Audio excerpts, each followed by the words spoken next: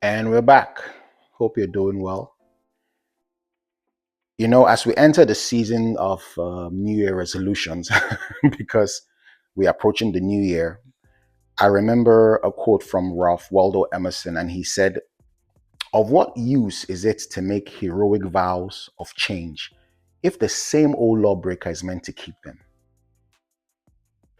Of what use is it to make heroic vows of New Year resolutions if the same old lawbreaker is going to keep them?" You see, the reason why it is very difficult to keep New Year resolutions or any resolutions at all is because there is a disconnect between our aspiration and our self-identity. And our self-identity is what makes up for everything. The world and the universe responds to your self-identity. So it's impossible for someone who is indisciplined and unhealthy just by making a resolution to now transform into a model of discipline and health. It doesn't work that way. And why is that? Because the person has not changed their self identity. And there was a time in my life when I really wanted to change my self identity. And I went on researching, reading, watching videos, and some things were helpful and beneficial, and some things were just vague until I went through a change because I lost a lot of weight. I was pretty unhealthy. I had high blood pressure and so many other things, and I had to come to a point where I had to change my self identity. But the first thing I had to do was I had to begin to listen to my inner self talk.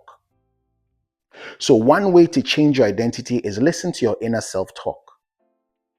If the voice in your head is saying something that you will not dare say to someone you love, then you shouldn't be saying it about yourself either.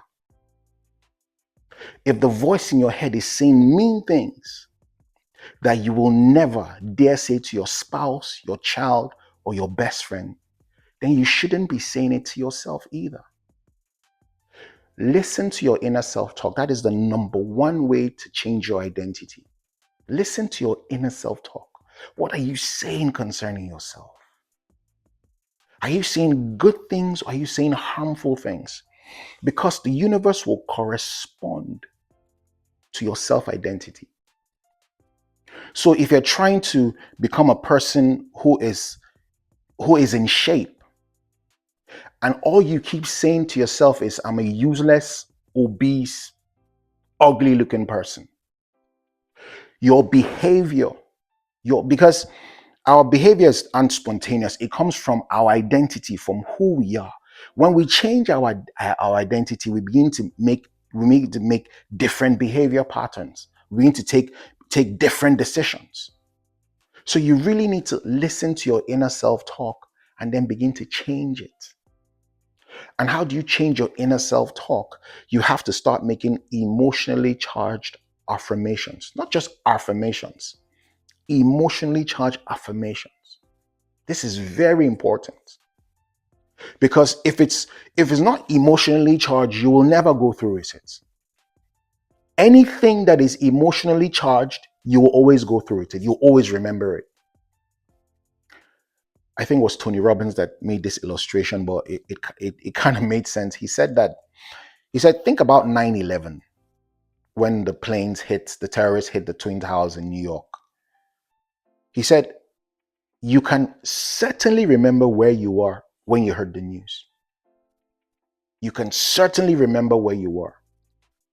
You can remember where you watched it, how you took it, probably what you were dressed with, the people around you. But you can't remember what happened in September 10th or September 12th.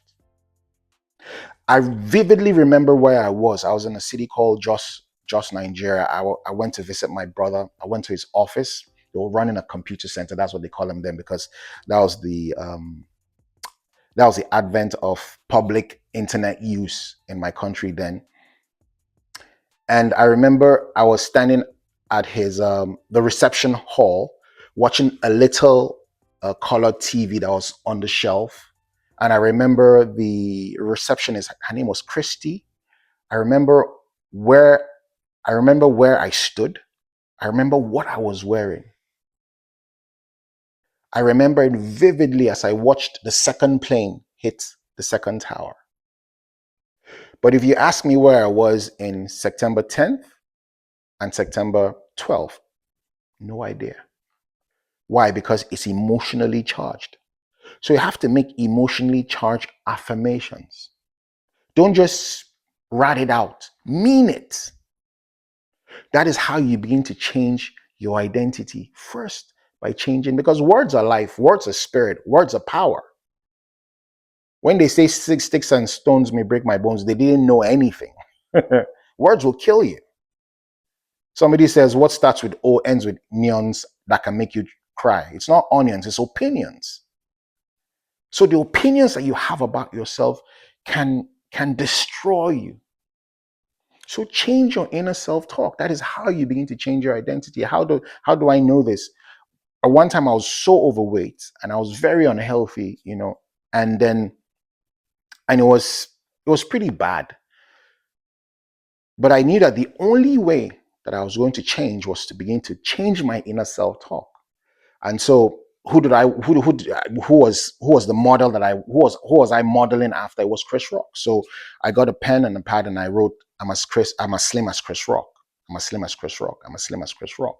I put it over my dresser, and I also cut out an image of Chris Rock and put my face on it. And I continued in that affirmation. I'm as slim as Chris Rock. Then I began to see myself in it. Then I began to shop for jeans that would fit Chris Rock. And the universe, one way or another, I'll make a video on this, just conspired. It led me to make one decision that made another decision that brought another outcome that got some people, my close friends, to make fun of me. And it just sparked up the intensity to start change. And in 3 months, I lost 56 pounds.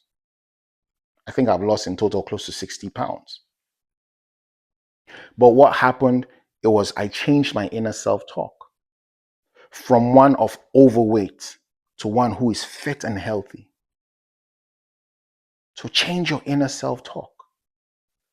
Somebody says, what God has blessed, no man can curse. Don't curse yourself. If you won't say the same things that you're saying to your child, don't say it to yourself. Because you're somebody's child. You're God's child. The other day I was telling someone that the unforgivable sin is the sin of not forgiving yourself. Because if you can't forgive yourself, no one can forgive you. So don't speak negatively about yourself. Speak positively. Change the inner self-talk. And before you know, the universe will begin to correspond to the nature of your affirmations. A second thing is you need to also find a way to change your environment.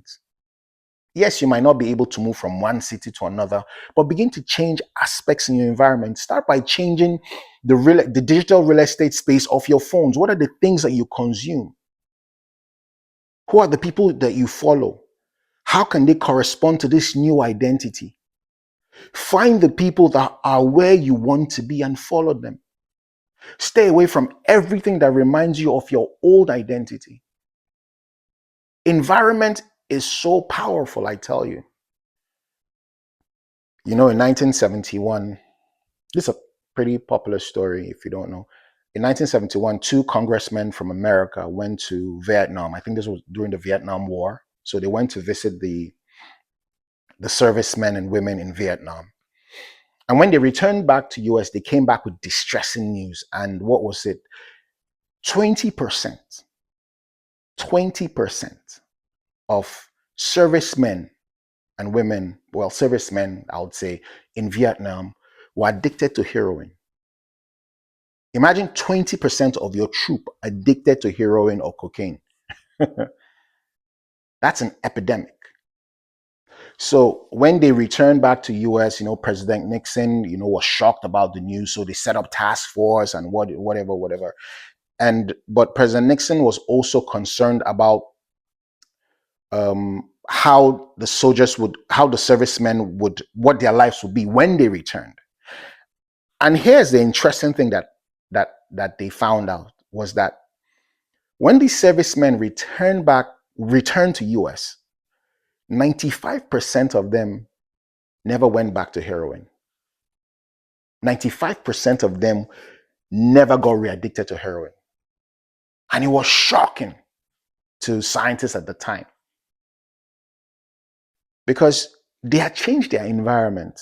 In Vietnam, they were under pressure. You go out, you don't know if you're going to come back alive. There's death surrounding you. Your troop people are dying. You're far away from home. People, 20% of the troop addicted to heroin means that there are at least 2 or 3 people at every given time. There's somebody around you that is under the influence of heroin, and the supply was easily, you could get heroin very easily. But when they returned to the US, guess what happened?